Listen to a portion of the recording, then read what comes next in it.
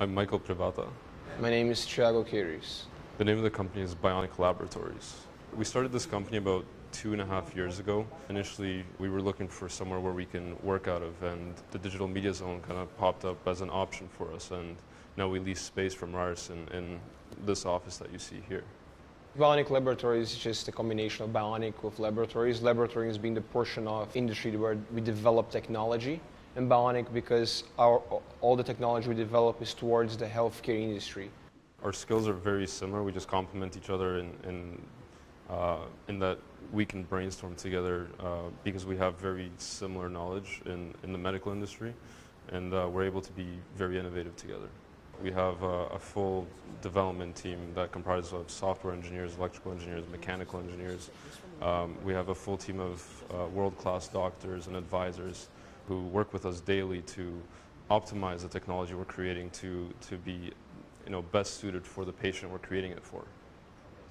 We have two major spinal cord surgeons that right now work in the US. They're private spinal cord surgeons, but they are advisors in our company, and they advise in terms of development, where the product is going. Also, directors in the company, they also give corporate structure for us. They tell us, like, that's our opinion, previous experience, that's what we did, and they give a lot of information and input as well. Our first product, which we did develop to a certain stage, it was a brain-controlled prosthetic, which was a replacement for a muscle reinnervation procedure that was being done in the U.S. And that was a device that would allow a person with a shoulder dysarticulation to basically purchase a prosthetic, put it on themselves, and basically function as they would with a regular arm. We went as far as we can do. We developed technology to a point that the person could lift up the arm up and down and move the hand, but the distress here of getting the fingers moving, different segments of the finger, you need to go inside the brain and understand and analyze the signals. We couldn't do that because of the funding. So from there we searched for a different market. We searched for a market that's much more open. It's easier to get funding because it would attract more investors because of the type of the development we are trying to do. And we found something that attracted much more people, which was actually developing a set of bionic legs. And those bionic legs will help any paraplegic. And of course, the paraplegic and the disabled market is huge, 10 million people worldwide. Attracted much more investors, and that's how we merged from the bionic arm technology to the legs.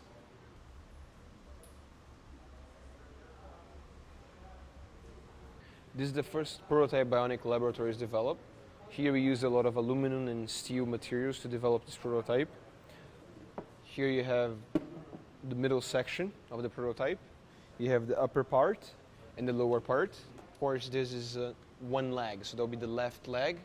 The next version was very similar to what you see here. We kind of wanted to play with the acrylic type of material, which would allow basically colors to blend in, so that if you're wearing a device and you're walking down the street and you're 10 feet away from someone and you have something that's kind of transparent, you don't really notice it. It's just less noticeable.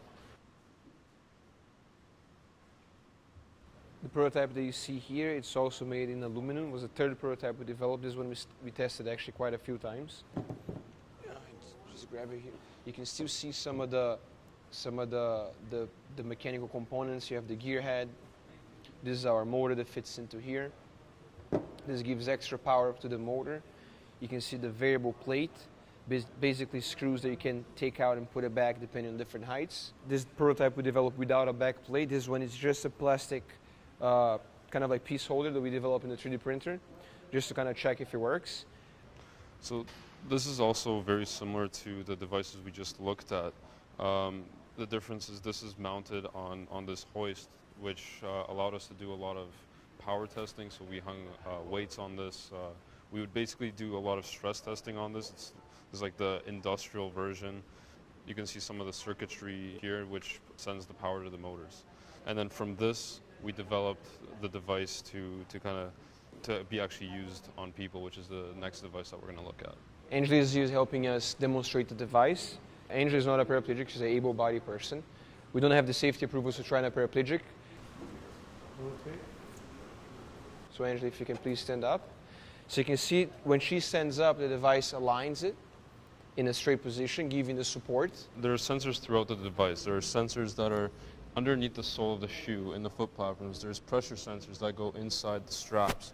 And then there's positioning sensors that are in the upper part, which track the position of the upper body and the side-to-side movements and the forward-to-back movements. And based on all those sensors, basically what they do is they trigger the next motion. The device is always reading the signals of the back of the person that's wearing it. So basically reading all the signals of the back, shoulders, the three positionings of the legs, the pressure sensors. And by mapping all those signals, we can identify, okay, now the person wants to stand up, now the person wants to take the next step. Once we have all those signals, the motors are powered and the device can actually go and stand up. What people are starting to realize is that what we have here is very unique. We're a company that's situated in downtown Toronto. You don't hear about innovative medical companies that are kind of so central and people can come to our office and see what we're doing. They're seeing technologies that we're developing that are allowing paralyzed people to walk, which is pretty remarkable. And they're inquiring, can we develop this technology? Can we develop that technology? Can we develop something for some special case of amputation? And we're exploring that as a way to expand the company.